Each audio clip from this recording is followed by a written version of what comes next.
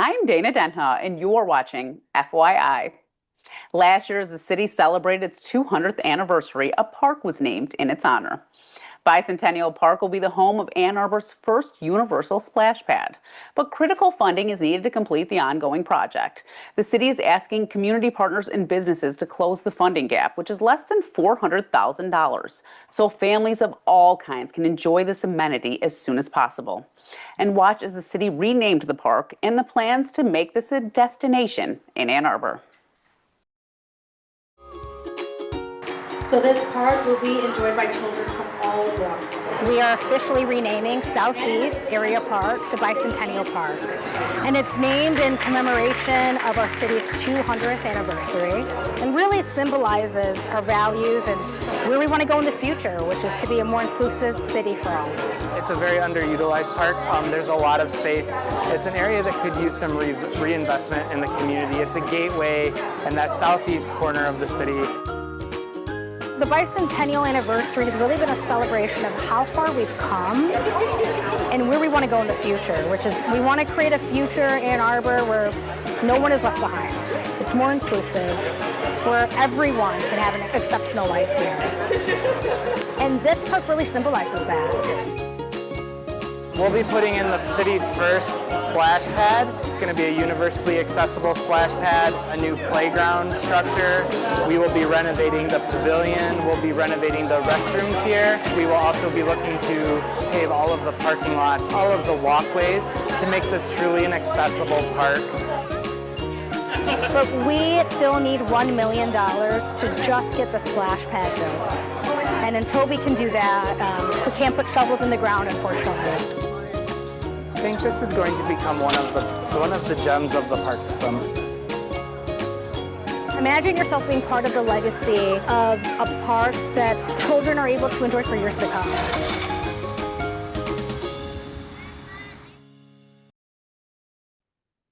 For more on the upgrades and to donate to the funding of the Universal Splash Pad, visit a2gov.org and search Bicentennial Park.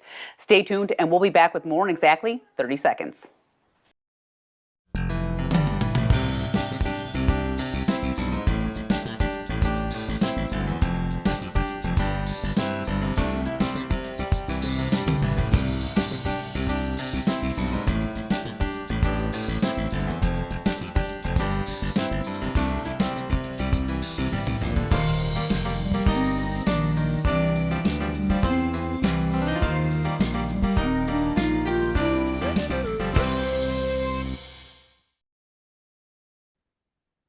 Ann Arbor is the place to get on your bikes and ride, with miles and miles of bike lanes and many of them protected. Watch as cyclists show off their wheels at Bikeapalooza. Today we have Bikeapalooza, and this is an event that the DDA has put on to celebrate the progress we have made on the protected bikeway network downtown, and to use this opportunity to talk to the public about safety elements along the bikeway. The education they're doing today and their experience riding in from town, it seemed like it was a step in the right direction, getting the protected lanes. We want to support the biking culture, to show people that there are a lot of interested bicyclists in the city and that we're here to support the infrastructure initiatives. I'm so excited to see so many people here. We have face painting.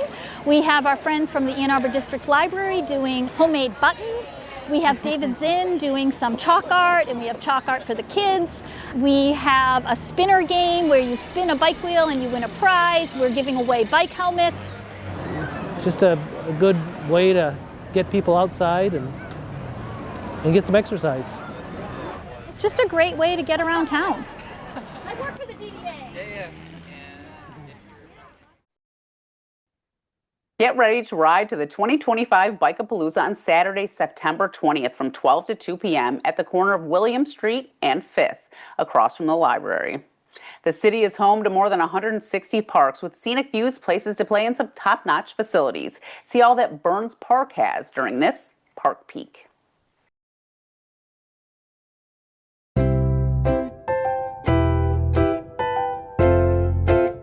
Welcome to Burns Park, another of Ann Arbor's most beloved neighborhood parks. just south of downtown and full of opportunities for play, relaxation, and community connection. This 15-acre green space is surrounded by mature trees and follows the curve of an old horse racetrack, offering something for everyone in every season. Enjoy 3 tennis courts and 2 dedicated pickleball courts, all set alongside a beautifully maintained rain garden. Rain gardens help manage stormwater and bring native plants and pollinators to the park. Burns Park is a hub for Ann Arbor rec and ed sports, with open fields for soccer and football, baseball diamonds, and a basketball court ready for pickup games. Try your hand at petanque, cool off at the drinking fountains, or relax under the trees at one of many different picnic tables. At the southeast corner, you'll find the Ann Arbor Senior Center, offering programs and events for older adults. In winter, residents can stop by for a free sand and salt mix, helping keep local sidewalks safe. Accessible by foot, bike, or car, the park includes multiple parking areas, including spaces for people with disabilities. Whether you're here to play, stroll, or simply enjoy the outdoors, Burns Park is where Ann Arbor gathers. Come and visit. There's always something happening at Burns Park.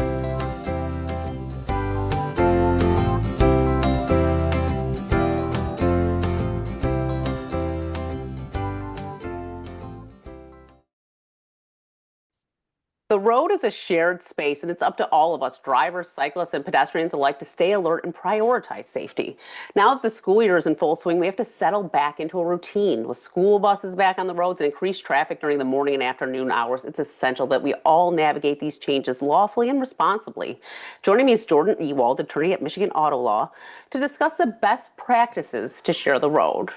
I'm sure you guys see a lot of issues when the school year starts. I think it's probably common because we go through the summer and you're used to less traffic, less people on the roads, and then all of a sudden you have the added school bus factor on it.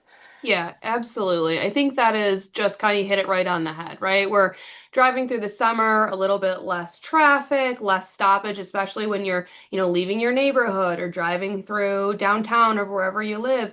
You're not seeing those school buses. You're not seeing kids out, especially early in the morning, right? Afternoon, they could be around, but when school's back in session, of course, your morning commute is a little bit more congested because, there are school buses out, there are parents dropping off kids. So yeah, there definitely is an uptick in that when we hit those fall months and school starts again. I mean, I can even say for myself, I've noticed school's only been in session for like 3 days here in Ann Arbor, and the traffic is so much more congested. And I'm like, I need to be more patient. Like, just let it go and like leave a little bit earlier because you don't know how long it's going to take to get to the school, or, you don't want your kids waiting around for you. Yeah, absolutely. And I think that's fair for everyone. I mean, I live probably 3/4 of a mile off the expressway I need to get to work. And between my house and the expressway, I think I ran into like 2 or 3 school buses. They're all going in different directions, whether it's the high school or the middle school. But yeah, even then you kind of have to be aware of, all right, not only are there buses that I've got to wait for, but you need to be more conscientious of kids crossing the street, right? Or parents who might drop off across the street and the kid walks over. So all those things really important for us to be paying attention to, especially, morning when kids are going to school and afternoons when they're getting dropped off at home. And I will say another thing I notice about children, because we have a lot of cyclists in Ann Arbor, and the kids will ride their bikes to school if they live close to the school. But kids don't always pay attention when they're riding their bikes. And like this just happened to my whole family. We were driving, and these 2 very young kids came in front of our car. It was like a 6-year-old and a 3-year-old on bikes, just went right in front of our car. And I was like, stop the car. It's terrifying. No one wants to do that. But it's like they need to know too. The kids need to know. And they need to, and I notice it with my own daughter. She'll be crossing the street and I'm like, look the whole time. Keep looking. Don't just look once and then expect that someone's going to stop for you.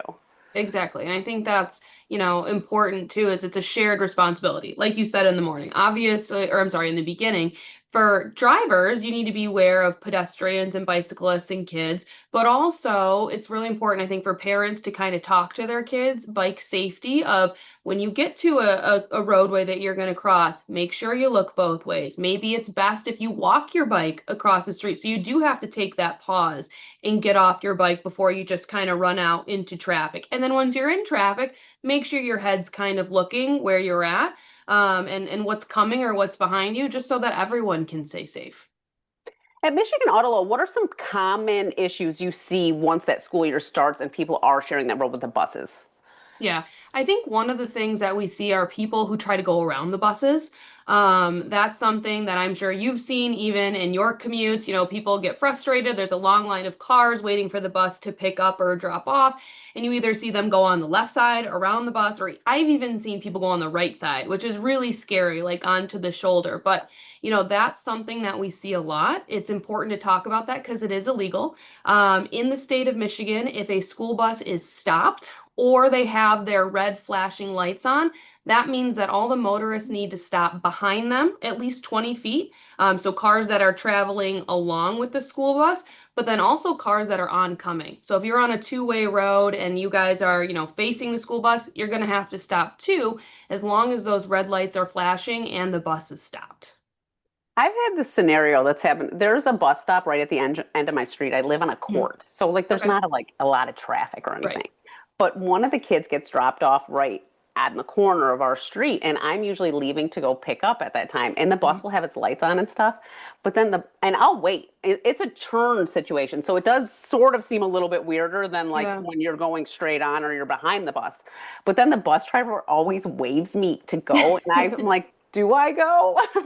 Yeah, the bus driver should probably not wave you in. I think it's always, you know, a good practice to give the bus kind of the right of way. And along those lines, you know, buses also have like flashing yellow lights. While the Michigan Motor Vehicle Code doesn't directly address the yellow flashing lights, the Michigan State Police always, you know, they recommend that you drive with caution when you see those flashing lights and you do stop and make sure that you're being aware of anyone who's getting on the bus or getting off the bus, kids that might be milling around, talking to their friends. So anytime you see a bus with its lights flashing and it's not moving, it's a really good indication that you should wait, assess the entire surrounding, and wait for that bus to keep going before you continue driving. So those flashing lights mean more like you expect like the stop sign, the stop arm to come out, but those Mhm. flashing lights mean stop. They're telling you to Absolutely. stop. Yep, absolutely. The red lights on the bus when they're flashing, that does mean stop. The stop sign itself, you know, it'll probably go out with those lights, but if the bus for whatever reason doesn't have the arm stop sign or however we want to call it, it's still important that you stop because that's what the law requires. And the stop sign's a really nice reminder, and something that I don't think a lot of people know because I, you know, didn't know this for quite a while is those stop signs had cameras on them. So I didn't know that until a couple years ago, but the bus stop signs have cameras. So if you try to go around it, it can take a picture of you, you know, up to 200 feet in front of the bus. And they're going to get the make, the model, and then your license plate number. And you're probably going to get a ticket for that, for going around the school bus. So they do enforce that. I mean, some places definitely enforce that then. Yep, absolutely. And I think it's also important to know that if you're the owner of a vehicle, but you might not have been the one driving it, you're still going to be on the hook for that ticket. There is a presumption that if you're the registered owner of that vehicle, you're the one who's operating it. And even though they don't have, you know, your face or whatever on that camera, if it's your car and it's registered to you, you're going to be on the hook for that. So just always with anything, make sure you know who you're lending your vehicles to, kids, family, friends, and make sure they know the rules, especially if you live in an area where there are a lot of bus stops and there are kids and pedestrians and things like that.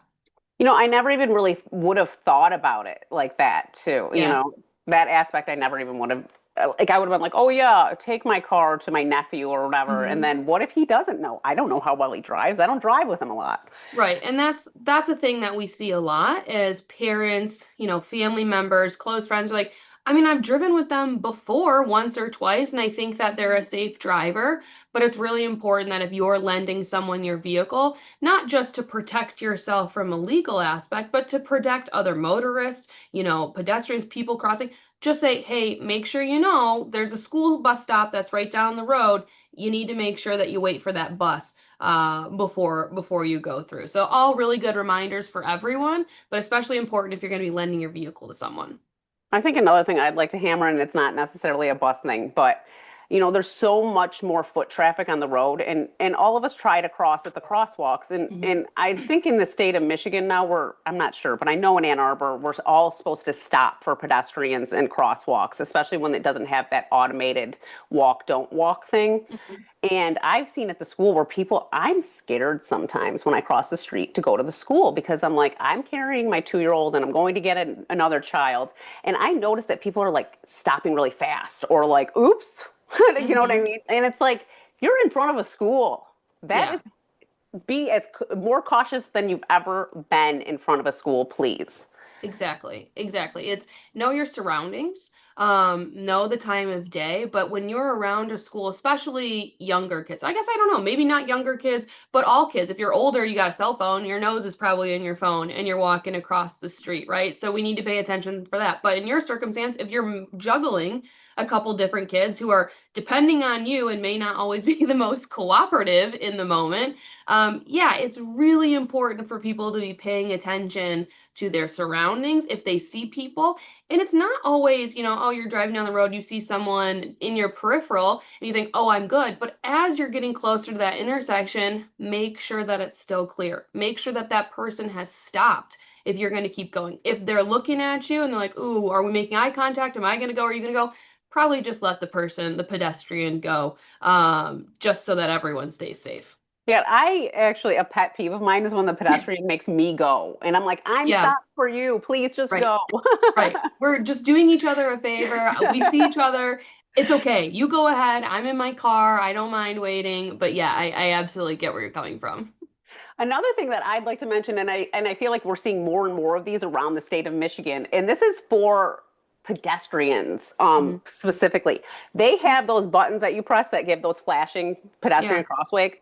I would love for everyone to actually utilize them because Yeah. we live in a college town, and a lot of when the university kids come back to town, they don't want to press that button for whatever reason. And I will be approaching them and not even know they're there, and then all of a sudden they're in the crosswalk, and it's Yep. like, press the button. The button lets me Right. know that you're there.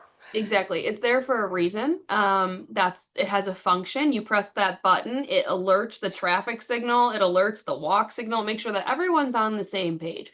So absolutely use those buttons. They're there for a reason. Press it, wait a couple seconds. Obviously, a couple second delay waiting for either, your light to turn or for the walk signal to come on is obviously worth it when you compare it to a really serious injury. And so we always recommend that people use the resources that are there for them, especially those crosswalk lines, because they definitely help people keep people safe and make sure everyone is on the same page. So back to the school buses, the one time, and I was like sort of looking at what the information you guys Sure. provide. Um, so the one time you don't necessarily have to stop for a school bus is if there is a median in the road, so that if you're like coming and there's a median, you can still continue to go.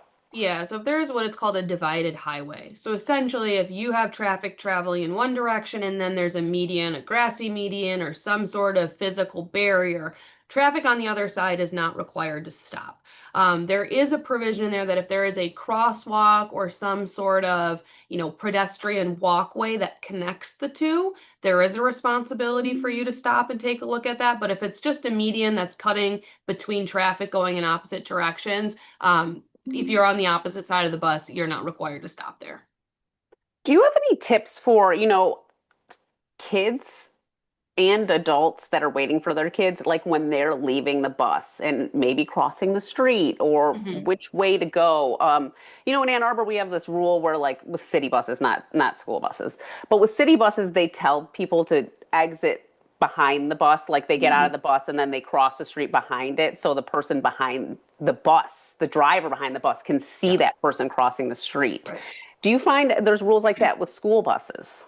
I don't think that there is a set rule. I think best practice is always going to be, get off the bus, look out, if you're going to go behind the bus, let's go with what, Ann Arbor is telling you. If they're going to go behind the bus, make sure you're still looking, right? Like you've got that car that's behind the bus, but make sure you poke your head out and look for oncoming traffic or passing traffic on the other side and then proceed. So my best advice for parents or kids is don't be in a rush. Right? Get off the bus, collect your stuff, make sure that you've got everything in order. You don't need to be looking down at your phone. Look both ways, like we're taught, forever, and make sure that all the vehicles have seen you, they're not moving, and then when it's safe to go, that's when you can cross. Are there fines? Like, what are the fines involved if you are someone that doesn't pay attention or doesn't care about the school bus? Yeah, so there are fines if you do go around a bus when you're not supposed to, you pass a bus, you can get a civil infraction. There are fines ranging between $100 to $500. Those fines will double if you do that within a school zone. And a school zone is 1,000 feet in the perimeter of school property. And if you pass someone and you unfortunately hurt someone, you can have a criminal conviction or a charge made against you. And obviously, the penalties go up there as well as if unfortunately someone was killed when you pass a school bus. So, very serious implications, things you never want to deal with. And obviously, people's safety is most important. You don't want to hurt anyone, but very serious consequences all the way around for violating this rule. Totally, yeah. Like I said, it's almost scary in a way when you think about it because you're like at the beginning of the day and in the afternoon at morning pickup when you're dropping them off and picking them up, there's just so many people around a school, and it's not just the parents and the kids, it's people that are going to work and stuff. And like, yes, it's just a lot of heavier traffic and there's a lot of people in the road crossing. The buses can't see as well either, I feel like. They're high up, they're Yeah. big, they can't. You need to be more aware of what the bus is doing, I feel like, because they probably have a lot of blind spots. Yeah, I think that's important too, and to recognize pick up, drop off, going to work, coming home from work, people are usually distracted. They're thinking about the next thing. I got soccer practice, so I have to get my kid and make sure that we're there. We only have 15 minutes and it's a 20-minute commute, get out of my way. Or I have a meeting in 15 minutes and I'm going to be late. So I think when it comes to picking up and dropping off, also getting to work, coming home from work, people are kind of focused on their next destination, right? Or what they have to check off their list next. And it's important to understand that while that stuff is happening, you have to realize that there are people moving all around. So be really aware of your surroundings. And yeah, the buses are bigger than normal cars. They don't have the same, configurations as a vehicle. And so it is important to take all of that into consideration to be, a safe driver, a safe pedestrian. Just anyone who's using the roadway needs to take all those things into consideration. Totally. Before we go, I know you just gave a bunch of advice. If there's anything else you'd want to add or tell people while they're sharing the road with everyone, and just please, let's keep everyone safe. And I will say, but Ann Arbor specific, there's a lot of construction right now, and it's like the beginning of the school year is harder because it's a combination of a lot of people being on the road and the school buses and the kids, and then a lot of the roads are closed. So then it's even more backed up, and I assume it's even worse if you were to do something like that in a construction zone. Yeah, for sure. And I think the biggest piece of advice is make sure you understand and there's a dialogue about it, right? Parents who have school age children or high school age children, make sure you're talking to them. If your kid rides the bus, tell them what's the safe way, to come and go. And if you can be there when they get on or off the bus, that's a really great teaching moment to explain, okay, and this is how we cross, this is what we're looking for. And if you're parents of teenage kids, right? We always stress this, it's important no matter what, stay off your phone, right? Don't be messing with the radio when you're driving past the school. Make sure that you're looking at your surroundings. All of those things I think are best practice and best advice, but that added construction element, of course, that adds confusion for people, right? There's lane changes or detours that might have to be taken. People who are crossing may have to take a little bit of an alternate route if a sidewalk is torn up or something like that. So we can all do our part. We can all make sure that we stay safe just by taking a few extra seconds to understand our surroundings and make sure that we're on the same page with everyone else. And obviously, safety is the number one goal. Well, thank you so much, Jordan, for being on the show again and talking about this important factor of safety and driving. Absolutely. Happy to be here and happy to chat whenever. For more on this and other programs, visit a2gov.org/CTN. Visit youtube.com/CTN Ann Arbor to see all that we have to offer. And remember to like, subscribe, and ring that notification. Thanks for watching and tune in next time to FYI.